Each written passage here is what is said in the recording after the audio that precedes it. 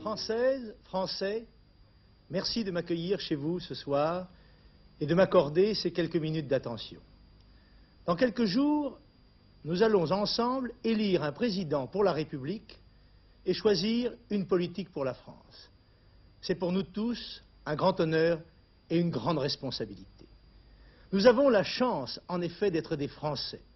C'est-à-dire que par le seul fait de notre naissance, les enfants d'une nation très ancienne et très illustre, très belle aussi. C'est elle qui assure la sécurité de notre peuple, sa liberté, son espoir. En retour, nous lui devons le respect, l'amour, et aussi, nous devons, s'il le faut, mourir pour elle. Au moment donc de nous déterminer, nous aurons à nous élever le cœur et l'esprit, au-delà même de nos légitimes aspirations personnelles, et à penser que nos actes, que nos décisions vont peser sur le destin de la France. J'essaierai de vous aider à voir clair.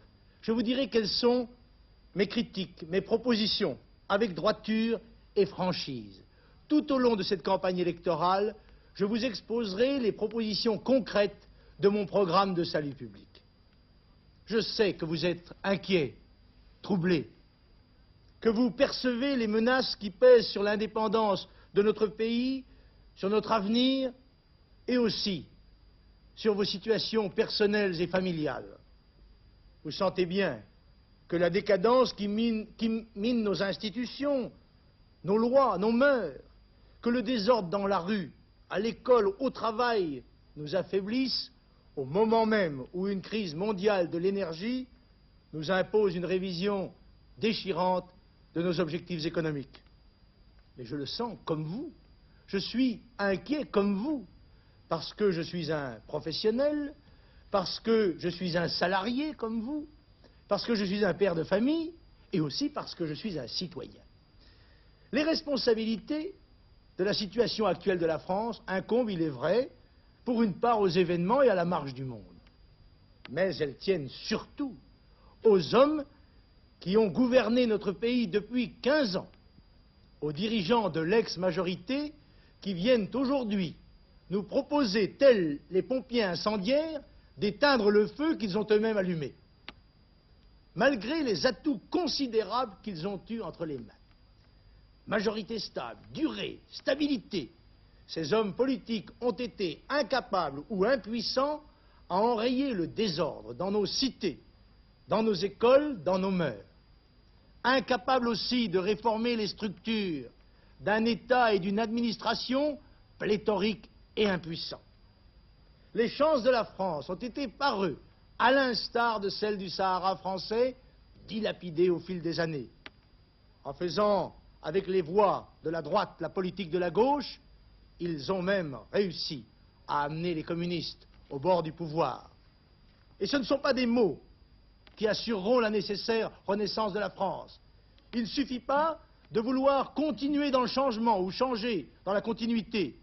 Il faut immédiatement changer, et d'abord, changer l'État.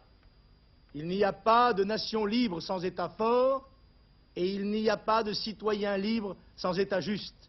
C'est pourquoi nous devons construire un État juste et fort. Il faut aussi changer l'esprit civique, en restaurant l'autorité de la loi, car il n'y a pas de société sans loi, et il n'y a pas de loi sans sanction, comme il n'y a pas de liberté sans ordre. Mais il faut aussi que l'État et les hommes publics donnent l'exemple en respectant eux-mêmes l'autorité de l'État et de la loi. Il faut aussi changer de politique. Celle pratiquée jusqu'ici a échoué, et la grande espérance de grandeur et de renouveau née en 1958 a été cruellement déçue. Elle s'est dissoute dans les scandales, l'inflation et la chienlit.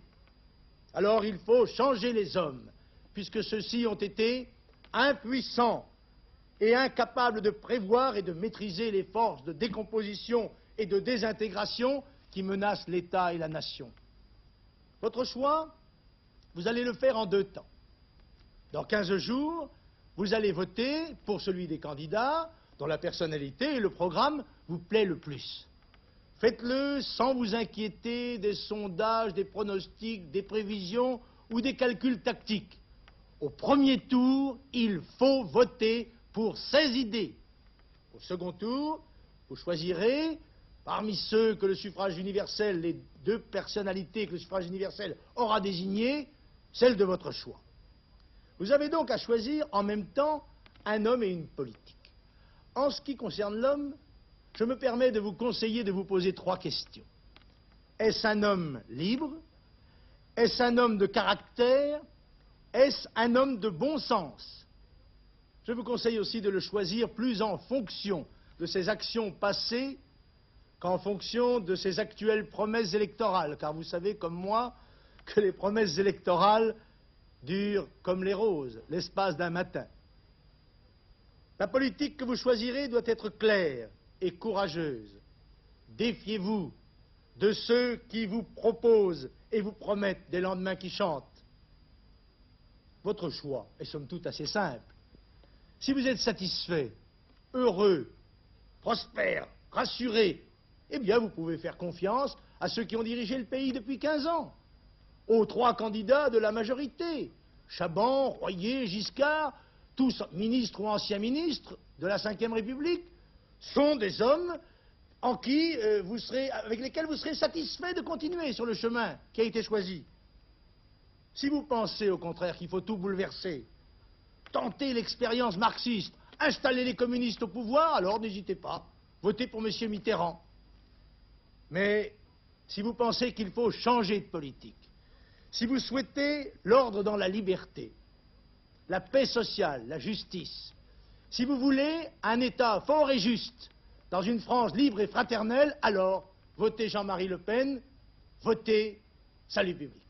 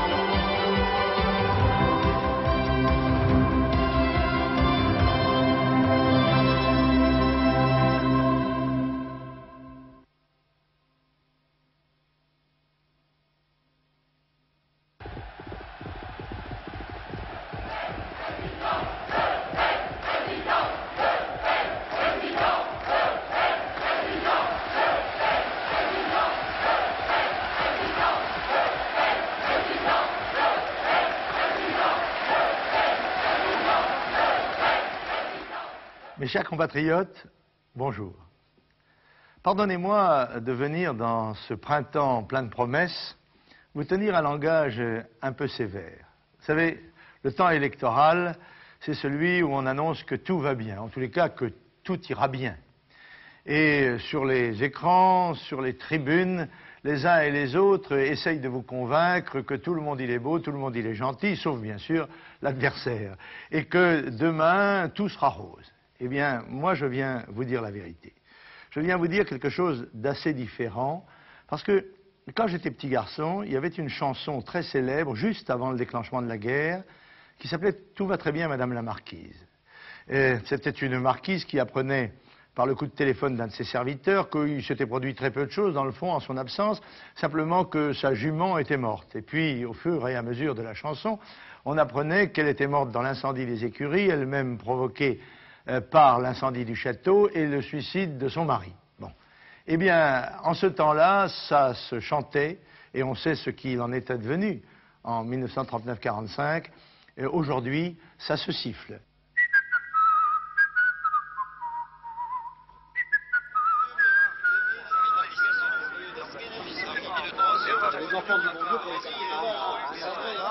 angoisse, passer sur les traces de sang, c'est insensé. La et la drogue. Et quand je vois, il y a des seringues, je répète 0,7%. Qui va, même dans la cour, c'est une grande angoisse dans ma cour. Il y a également quand on viole et on vole, ça ne peut pas durer, et finalement un jour, et on se et au début on disait de l'immigration, ces 6 derniers mois, Chirac et Enrard, ils peuvent 83, l'immigration a un problème avec les pays. Quand elle a détecté la sécurité sociale. Quel contraste, n'est-ce pas, entre l'air guilleret de la chanson et la réalité que vous vivez, vous, Françaises et Français, tous les jours, relativement à tous ces grands problèmes dont, justement, on ne vous parle pas, ou dont on ne vous parle qu'en masquant la réalité du passé. Tout le monde aujourd'hui vous parle de l'avenir. Tout le monde vous dit ce qu'il va faire pour vous rendre heureux. Mais si vous étiez sage, vous essaieriez de demander et de vous renseigner sur ce qu'ils ont fait les uns et les autres. Or, vous auriez l'occasion de vous apercevoir que tous ces hommes qui aujourd'hui sollicitent votre confiance ont été, dans les années précédentes, les responsables de la direction de ce pays.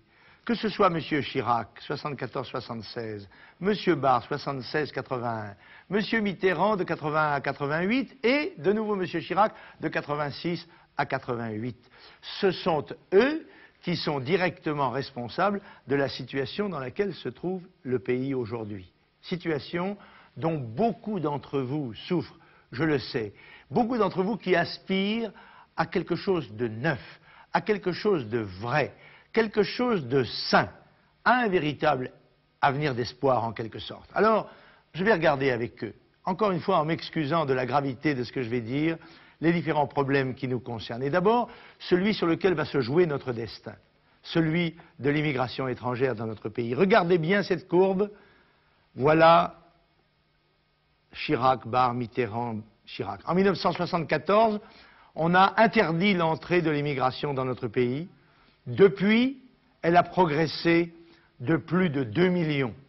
Autrement dit, soit nos dirigeants ont été impuissants à endiguer cette marée, soit ils en ont été complices.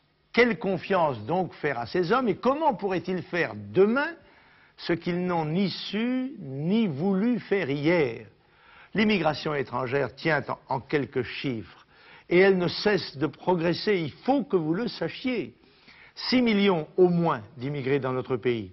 À 1 million près, les autorités ne savent pas à cause des clandestins et à cause du flou qui règne dans ce domaine. Plusieurs centaines de milliers de chômeurs étrangers assistés. 1 million d'enfants étrangers dans nos écoles, provoquant d'ailleurs en grande partie le phénomène de l'illettrisme de nos enfants. Et puis, ces milliers et milliers d'étrangers qui viennent dans nos hôpitaux se faire soigner par le biais de ce qu'on appelle maintenant, tant le phénomène est généralisé, le tourisme sanitaire. Même les prisons, 30% de la population pénitentiaire est d'origine étrangère et 30% supplémentaires sont en quelque sorte des beurs, des Français d'origine étrangère, devenus Français par le système du code de la nationalité. Et il y a encore beaucoup d'autres phénomènes. Vous savez comme moi que les Français sont défavorisés dans le domaine familial, car on donne des allocations familiales aux familles étrangères au même titre qu'aux familles françaises, alors que nous avons besoin de faire des enfants et qu'elles en ont trop. Il en est de même pour l'aide sociale, et ceux qui ont malheureusement besoin de cette aide sociale s'aperçoivent qu'il ne fait pas bon être français en regard de ces administrations ou en regard de la sécurité sociale, organisme d'ailleurs qui est en voie d'être ruiné et qui légitime les craintes que nous pouvons avoir les uns et les autres sur la réalité de nos retraites de demain. Alors il faut résoudre le problème de l'immigration en inversant le courant de l'immigration. Parce que si nous ne le faisons pas, nous allons être progressivement submergés, non seulement par la marée sociale, si je puis dire, mais aussi par la marée religieuse, par la marée culturelle, dont on peut constater ici qu'elle progresse à une allure extraordinaire et justifie la parole de Hussein Moussaoui, le chef du Hezbollah libanais, qui déclarait il y a peu de temps « Dans 20 ans, c'est sûr, la France sera une république islamique ». Eh bien, mes chers compatriotes, comment ne pas attirer votre attention sur le fait que les étrangers qui viennent dans notre pays y amènent avec eux leurs mœurs, leurs coutumes, leurs croyances, n'adoptent pas les nôtres, et un jour, si nous n'y prenons garde, nous les imposerons comme ils le font au Liban. Regardez ce qui se passe en Israël, regardez ce qui se passe en Irlande. Est-ce que le monde multiculturel n'est pas un monde dangereux? Nous n'avions pas ces problèmes-là en France. Et ne souhaitons pas les avoir. Moi, en tout cas, je ferai tout ce qui est en mon possible pour que la France reste française et sûre pour chacun d'entre vous. Et puis, dans d'autres domaines, le domaine de la fiscalité et des charges, qui est très important car il tient le développement ou la ruine de l'économie. Si vous regardez la flambée des charges et des impôts, vous vous apercevrez qu'elle a progressé, comme l'immigration, de la même manière et selon la même pente sous les différents gouvernements, que ce soit la droite ou la gauche.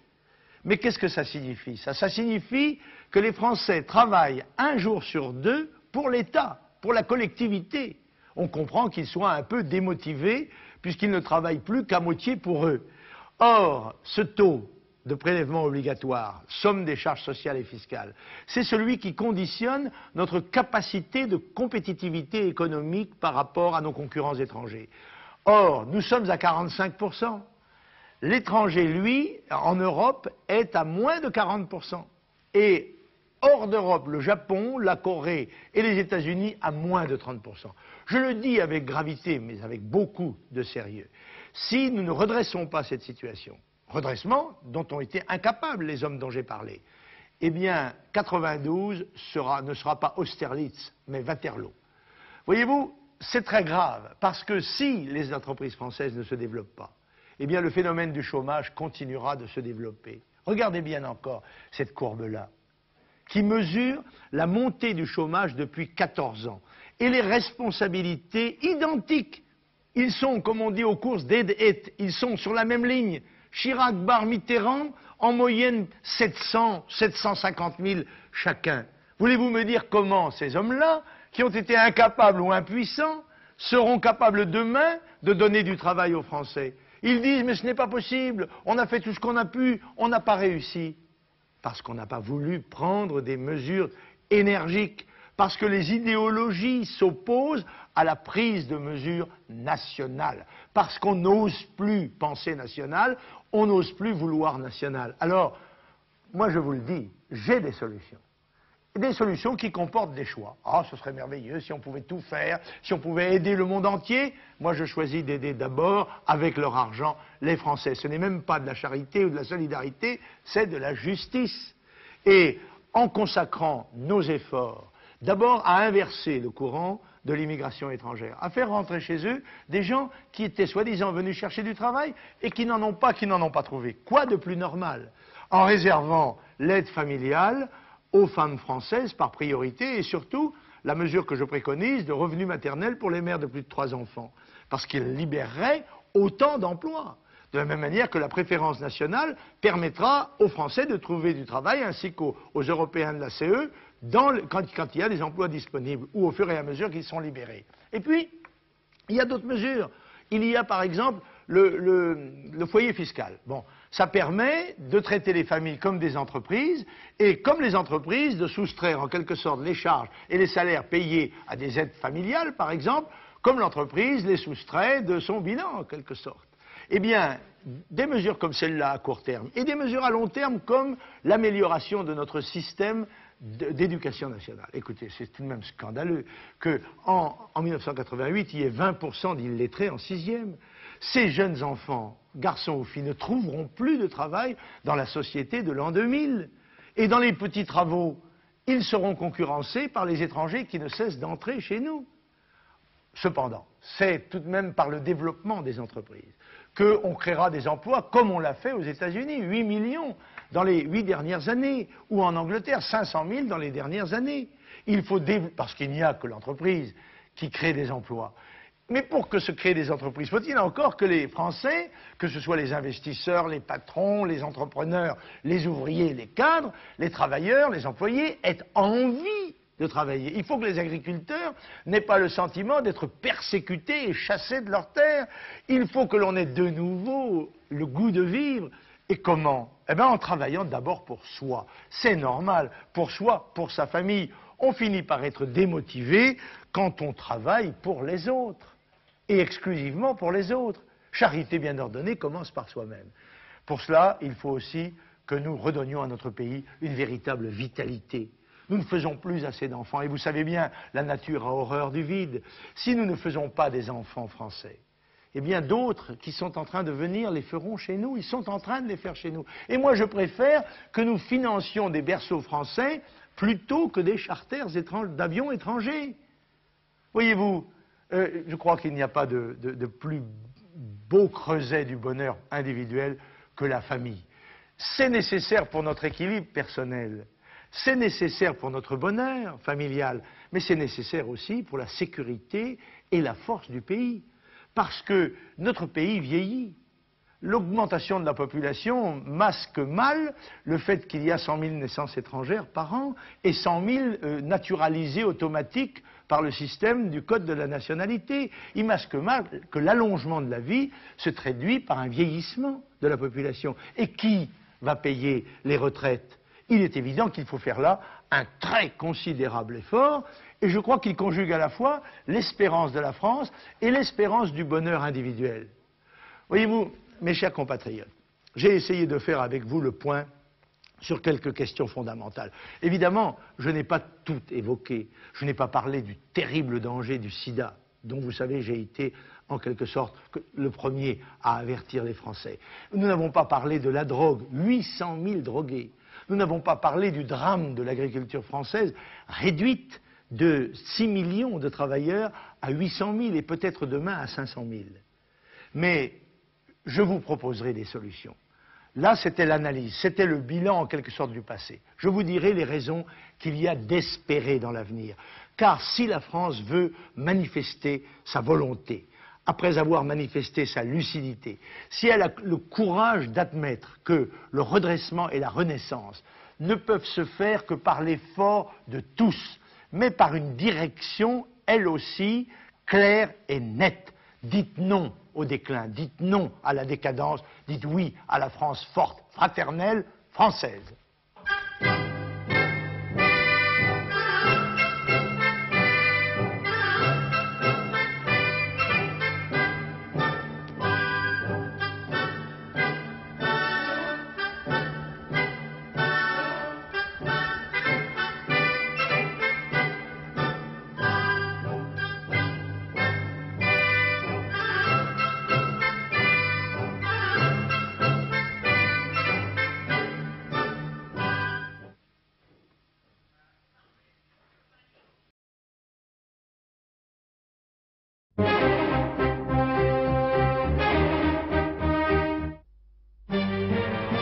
Le Pen, la France.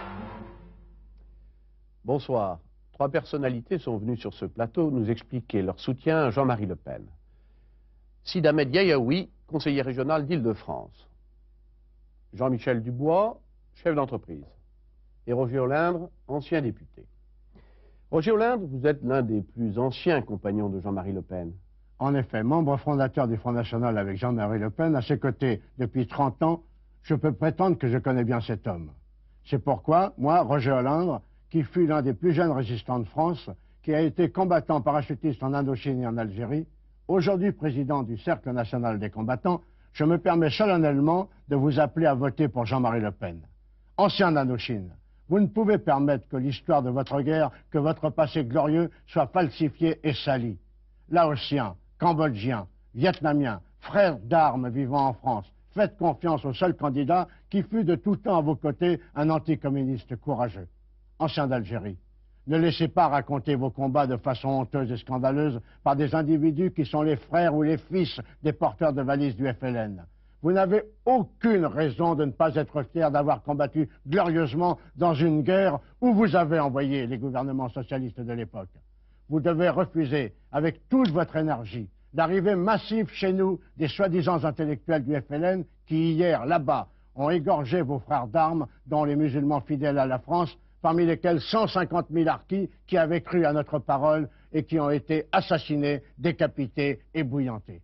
Jean-Marie Le Pen a été avec vous dans le combat de l'Algérie et il est resté fidèle aux musulmans français. Exact, c'est très exact. Ancien combattant musulman de l'armée française, vous les rescapés du massacre perpétré par le FLN, sachez que seul Jean-Marie Le Pen vous rendra votre dignité, ainsi qu'à vos enfants. Car la France que nous voulons bâtir avec lui sera une France fière et debout, telle que vous l'aimiez jadis. Jean-Marie Le Pen s'est engagé pour la défense de la considération due aux combattants, pour la défense de vos droits légitimes, matériels et moraux. Il est le seul homme politique de ce pays à avoir, en tant que député, rejoint 2 fois l'armée au combat. Il est le seul à continuer aujourd'hui à se battre pour que la carte du combattant soit autre chose qu'un simple morceau de carton sans valeur. Il est le seul à demander la révision des dispositions scandaleuses prises en 1959 concernant la cristallisation des pensions dont étaient titulaires les glorieux combattants originaires de l'Empire français et l'alignement de ces pensions sur celles des combattants métropolitains. Anciens combattants français, originaires de la métropole ou de l'Empire, vous êtes l'élite de la nation. Votez pour celui qui veut que vous ayez droit à la considération. Votez pour celui qui défend vos droits légitimes. Votez pour Jean-Marie Le Pen. Merci Roger Olindre. Sid Ahmed Yayaoui, vous êtes pupille de la Nation, vous êtes originaire d'Algérie et vous êtes conseiller régional d'Île-de-France. Alors, pourquoi soutenez-vous Jean-Marie Le Pen? Je suis fils du grand serviteur de la France qu'était Mohamed Yayaoui, premier adjoint au maire de Sidi Bel Abbès, conseiller général, sénateur d'Oranie, officier de la Légion d'honneur, titulaire de la Croix de la valeur militaire, tué pour avoir défendu les valeurs éternelles de la France. Je suis venu vous dire que j'ai choisi de soutenir Jean-Marie Le Pen, qui est pour moi comme un autre père, car il m'a montré des qualités que je n'ai trouvées chez aucun autre homme politique. Son exigence de vérité lui vaut souvent de se voir reprocher sa lucidité sur des questions que d'autres traitent par le mensonge. Il faut voter pour Jean-Marie Le Pen sans se laisser abuser par la propagande de ceux qui déforment sciemment ses thèses en l'accusant de racisme. Jean-Marie Le Pen est, loin de cela, le seul homme politique à n'avoir jamais menti aux Français et à traiter leurs problèmes sans complaisance ni compromis. Je recommande donc à tous, et en particulier à tous mes compatriotes musulmans, de ne pas écouter les faussaires de la politique et de voter pour Jean-Marie Le Pen, un homme probe qui a cette franchise que dans toute démocratie, chaque citoyen est en droit d'attendre de ses dirigeants. Monsieur Yayaoui, merci. Jean-Michel Dubois, bonsoir. Vous êtes chef d'entreprise, vous êtes élu consulaire et co-auteur d'un livre sur l'emploi. Alors, qu'est-ce qui vous rapproche de Jean-Marie Le Pen? Vous savez, promouvoir toutes les libertés indispensables à l'adaptation des entreprises face aux mutations économiques accélérées, telles sont les ambitions des chefs d'entreprise. Partant du principe que c'est l'entreprise qui crée l'emploi, nous, responsables de petites et moyennes entreprises, nous n'avons qu'une seule alternative à la prochaine élection présidentielle, voter pour un homme d'entreprise, voter pour Jean-Marie Le Pen. Face au candidat fonctionnaire, Jean-Marie Le Pen, lui, est un homme d'entreprise. Il a créé et dirigé son entreprise pendant 30 ans. Il est le seul à connaître les problèmes des PME, PMI pour les avoir lui-même vécus.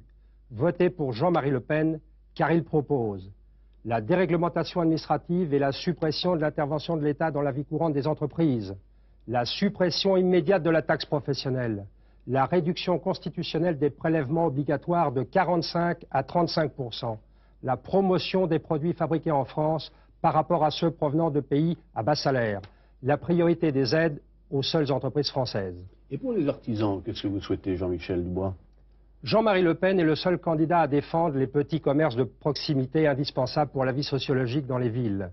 Les grandes surfaces, qui à moyen terme condamnent les petits commerces, ne doivent plus être protégés. Il faut immédiatement stopper leur implantation. Jean-Marie Le Pen en est d'accord, il le fera. Vous les artisans, vous devez résister à la pression des machines super automatisées, continuer à faire de la qualité, ce sera notre patrimoine de demain et surtout la fierté de nos enfants et de nos petits-enfants. Le 23 avril, pour le plein emploi, pour une France forte et indépendante, votez Jean-Marie Le Pen. Merci Jean-Michel Dubois. Avant de retrouver Jean-Marie Le Pen pour les 5 dernières minutes de l'émission, je vous propose d'écouter d'autres témoignages que nous avons enregistrés. Claude Autant-Lara, cinéaste français. Personnellement, je suis naturellement pour une liberté d'expression totale qui n'existe absolument plus, dans le domaine de la culture et dans bien d'autres d'ailleurs, à l'époque où nous vivons. Il y a chez les créateurs, partout, quels qu'ils soient, une espèce de retenue, d'autocensure qui se font eux-mêmes et qui est très paralysante pour les voies de l'esprit. Avec Jean-Marie, j'ai été vraiment rassuré, et c'est pour ça que je me suis rallié à lui et que je suis allé à Strasbourg, où alors là j'ai été malmené au point que je n'ai même pas pu m'exprimer. C'est-à-dire que même là-bas, en tant que président du Parlement européen, j'ai été mis dans un coin et on m'a prié de me taire. Jean Perron-Garvanoff, président fondateur de l'association des polytransfusés, membre du comité de soutien de Jean-Marie Le Pen. Nous avons été les premiers à dénoncer le scandale du sang contaminé. Les victimes avaient au moins un droit, celui de connaître la vérité. Huguette Fatna, présidente du comité de soutien d'Om-Tom de Jean-Marie Le Pen. Mes compatriotes de l'outre-mer français doivent faire comme moi, faire confiance à Jean-Marie Le Pen. André Giresse, magistrat, ancien président de la Cour d'assises de Paris. Contre la corruption, pour la sécurité première des libertés, pour la peine de mort qui devra être appliquée pour les crimes les plus graves, pour que la justice ne soit plus traitée en fille soumise, je soutiens Jean-Marie Le Pen. Henri Irissou, inspecteur général des finances, ancien député. Membre de la Résistance, décoré à ce titre de la Légion d'honneur, de la Croix de guerre et de la Médaille de la Résistance, je n'ai de leçons à recevoir de personne. J'ai l'habitude de prendre mes responsabilités et de choisir dans l'intérêt de la France et des Français. C'est pourquoi je soutiens Jean-Marie Le Pen. Colonel Jean-Jacques Gérardin, commandant de la garde présidentielle de l'Élysée de 1975 à 1981. J'ai eu l'occasion de côtoyer presque tous les chefs d'État du monde en assurant leur sécurité et en leur rendant les honneurs. Et je peux affirmer que Jean-Marie Le Pen a l'envergure d'un président de la République. Jean-Marie Le Pen, en conclusion de cette campagne, on constate que les Français qui vous soutiennent viennent de toutes les catégories sociales et professionnelles. Alors j'aimerais savoir à quoi ça tient. Je crois que c'est assez normal. L'élection présidentielle doit désigner un homme et une politique. Comme homme, en fait, j'ai une expérience relativement vaste. Je suis né dans une famille très modeste. J'ai été travailleur manuel, j'ai été chef d'entreprise, j'ai été homme politique, d'une part. Et d'autre part, mon programme recouvre à peu près toutes les préoccupations des Françaises et des Français. Et singulièrement de ceux, évidemment, qui sont les plus malheureux. Alors, tous les candidats ont leur programme, leur catalogue de promesses, et les Français, je crois, sont assez sceptiques. Alors, j'aimerais quand même avoir votre analyse de la situation économique et en particulier de l'emploi, du chômage. Écoutez, disons la vérité. Hein, le bilan de la Ve République est un bilan de faillite. Et je vais apporter, si vous voulez bien, les pièces du dossier, car je les ai avec moi. Si vous voulez bien considérer, regardez cela. Croissance de l'économie. 1958, 6%, 1994, moins de 2%. Regardez le problème des naissances, en notant que nous sommes arrivés à 700 000 naissances. Ce qui est catastrophique, nous ne renouvelons pas les générations. Nombre d'agriculteurs.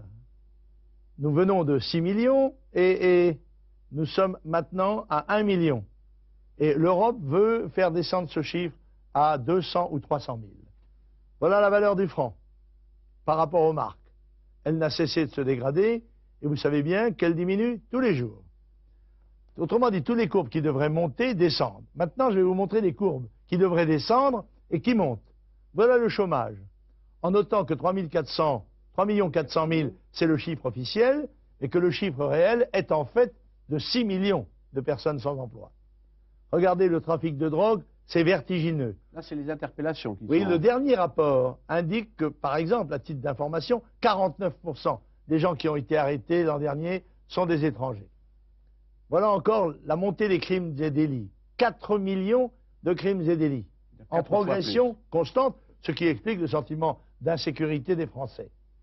Voilà les prélèvements obligatoires, c'est-à-dire la somme des impôts et des prélèvements sociaux.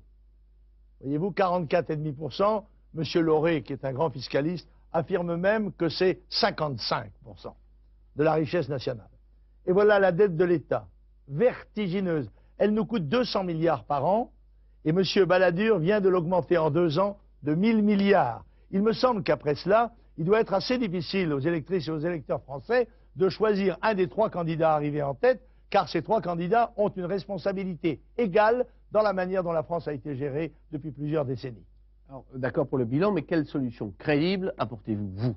Écoutez, moi j'apporte toute une série de solutions, et d'abord la solution nationale, par rapport aux solutions euromondialistes qui sont celles de mes concurrents, et qui amènent la France à la ruine.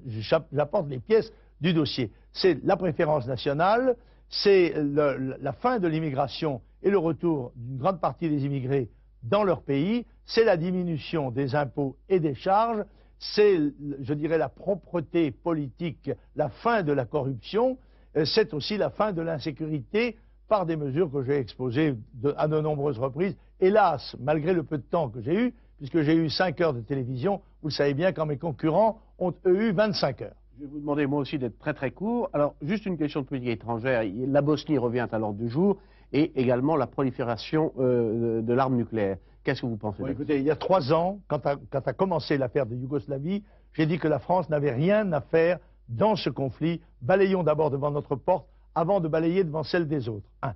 La puissance nucléaire française est avec les dom-tom une des 2 raisons de la puissance internationale de la France.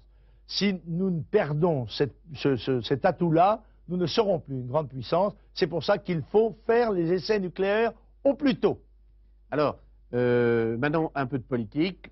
Vous dites que vous serez au 2e tour. Comment est-ce possible? Je le crois, parce que d'abord, je pense que les Français ont été trompés par les sondages et que cette semaine va leur permettre de se reprendre, de regarder et de comparer, et de se méfier des promesses dont ils savent qu'elles sont fallacieuses. Je crois que je peux être au 2e tour. Je crois que Jospin et Balladur sont en difficulté, et même si Chirac est en tête, je pense que je peux passer devant le 2e et le 3e. Il faut pour cela que les Français se mobilisent, de quelque parti ou de quelque obédience qu'ils soient, il faut qu'ils portent leur voix sur celui qui représente une protestation. Alors tout a une fin, il va falloir conclure. Pour conclure. Écoutez, pour conclure, je crois que le choix qui est à faire dans cette présidentielle, c'est un choix entre la France, la durée de la France, la défense des Français d'abord, plutôt que le choix d'une solution euro-mondialiste qui va nous amener à la catastrophe et au désastre. Français d'abord. Français toujours. Français passionnément.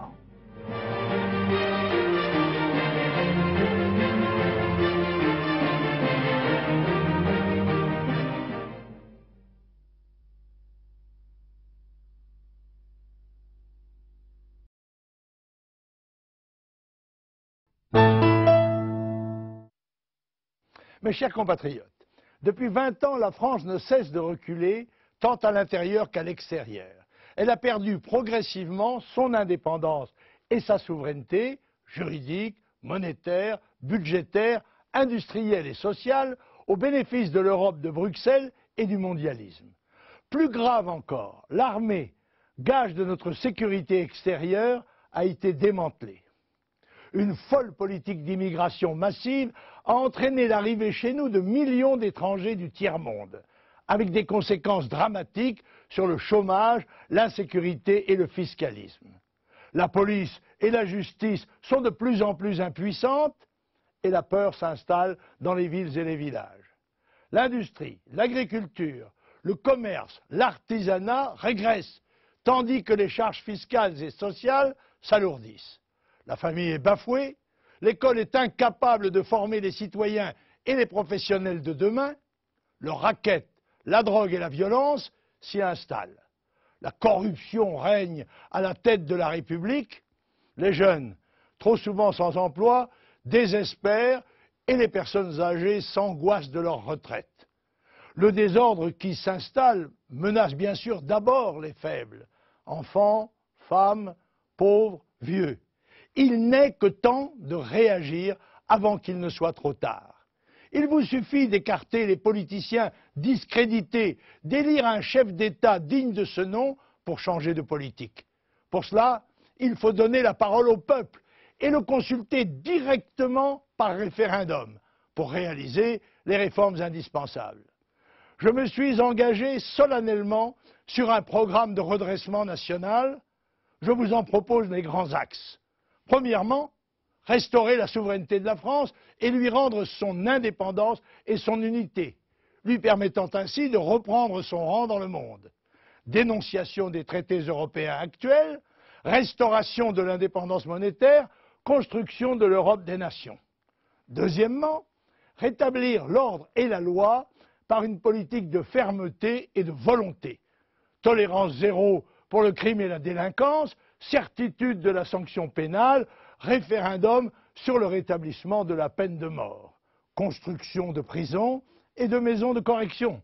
Troisièmement, résoudre la question de l'immigration, expulsion de tous les clandestins, abrogation du regroupement familial, restriction du droit d'asile, rétablissement des contrôles aux frontières, attribution de la nationalité exclusivement à ceux qui en sont dignes, et inscrire dans notre Constitution le principe de la préférence nationale.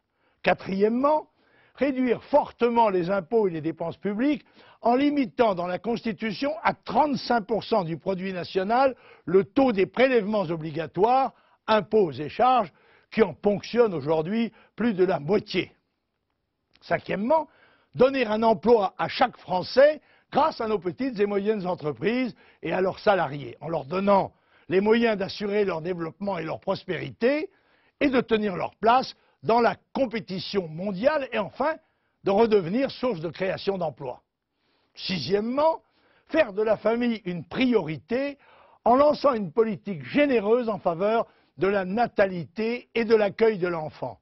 Avantages sociaux et fiscaux pour les familles françaises, création du revenu parental et de la retraite pour la mère de famille, préférence nationale en matière de logement et d'allocation familiale. Septièmement, sauver les retraites par le développement de l'activité économique, la relance de la natalité et en donnant aux salariés le libre choix de l'âge de la retraite par répartition et celui d'un régime optionnel de capitalisation. Huitièmement, défendre la nature et la vie en faisant à nouveau triompher la vie sur la culture de mort et en défendant la véritable écologie qui est protection raisonnée de la nature et des créatures vivantes, que ce soit des animaux de compagnie ou d'élevage. Pour une fois, le choix va être clair. Si vous trouvez que tout va bien et que demain cela ira encore mieux, votez Chirac ou Jospin, c'est la même chose. Si en revanche vous craignez pour votre avenir, celui de vos enfants et celui de la France, je suis le seul candidat qui soit en mesure d'être au deuxième tour et de pouvoir ainsi changer la vie. Quelles que soient vos préférences pour un loisir comme la chasse ou une nuance politique, le seul vote utile, c'est le vote Le Pen. Merci.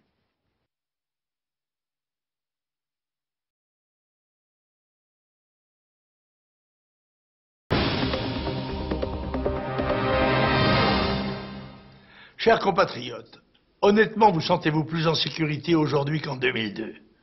Bien sûr que non. Les événements du 27 mars à Paris, gare du Nord, illustrent l'échec de M. Sarkozy, ministre de l'Intérieur pendant plus de 4 ans. À l'inverse de ce qu'il prétend, grâce à des statistiques truquées, son bilan est accablant. Il n'y a pas eu 3 700 000 crimes et délits en 2006, comme il l'affirme, mais 12 400 000, selon l'Observatoire national de la délinquance qu'il a lui-même mis en place. Ce monsieur ment avec aplomb. Comment oublier les 45 000 voitures brûlées chaque année, la multiplication des violences aux personnes et des agressions gratuites? Les premières victimes sont nos compatriotes les plus vulnérables, les femmes, les enfants, les personnes âgées et aussi ceux qui habitent dans les zones de non-droit. M. Sarkozy a échoué parce qu'il a poursuivi la politique de ses prédécesseurs socialistes. D'abord, la police, qui est tenue en suspicion, n'est pas autorisée à réprimer les émeutiers, qui agissent donc en toute impunité. Ensuite, l'immigration augmente au rythme de 450 000 entrées annuelles, C'est une des causes principales de l'insécurité, puisque, selon la Direction centrale de la sécurité publique, 60 à 70% des délinquants sont d'origine immigrée. Enfin, en supprimant la prétendue double peine, Nicolas Sarkozy a permis aux délinquants étrangers, comme le fraudeur de la gare du Nord par exemple, de rester en France. Pour moi, une chose est sûre. Pour un étranger résider sur le territoire français, c'est un privilège qui n'est ouvert qu'aux honnêtes gens. La sécurité est la première des libertés. Pour la rétablir, je redonnerai aux forces de l'ordre les moyens de remplir leur mission. Toutes les infractions seront réellement sanctionnées par des peines promptes, certaines et incompressibles. Pour les crimes les plus graves, la peine capitale sera rétablie. La justice, aujourd'hui parent pauvre de l'État, sera renforcée et son impartialité assurée. Je veillerai à ce que les puissants, notamment les dirigeants politiques, soient, quand ils ont commis un délit, sanctionnés au moins aussi sévèrement que ne le sont les simples citoyens. Quelle peine peut-on infliger à un voleur de scooter quand un ministre qui a volé des millions aux contribuables risque juste 1 an avec sursis? Par ailleurs, il est urgent de moderniser et d'humaniser notre système pénitentiaire par un grand programme de construction de 100 000 places de prison en 5 ans. À plus long terme, le rétablissement de la sécurité nécessite la remise en ordre des institutions qui assuraient l'encadrement intellectuel et moral de notre société et que les vieilles idéologies 68ardes ont voulu détruire. Je parle bien sûr de la famille et de l'école, premier cadre de transmission des règles de la vie en collectivité, première cellule de l'éducation civique et morale des jeunes. La sécurité, elle, commence bien sûr avec l'apprentissage du respect de l'autorité familiale, scolaire, judiciaire et institutionnelle. Cette politique, cependant, serait vaine si la sécurité internationale de notre pays n'était pas assurée.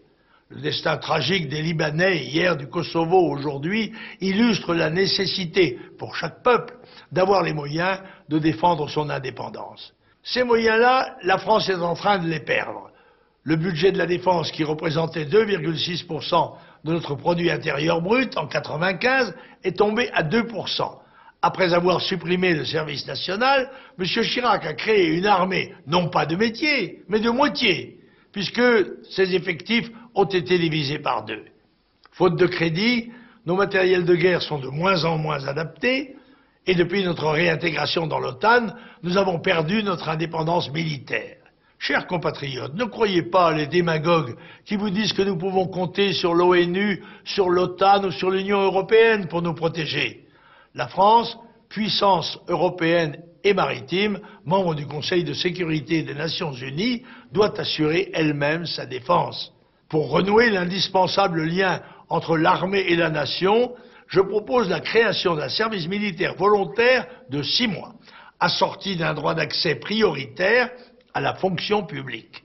Les volontaires pourront aussi, s'ils le veulent, servir soit dans l'armée active, soit dans une garde nationale chargée de la défense opérationnelle du territoire. Assurer la sécurité des personnes et la défense du territoire est la première mission du chef de l'État, chef des armées. Cette mission, si vous m'accordez votre confiance, je la remplirai avec fermeté et justice, sans vacarme, sans tapage, mais sans crainte.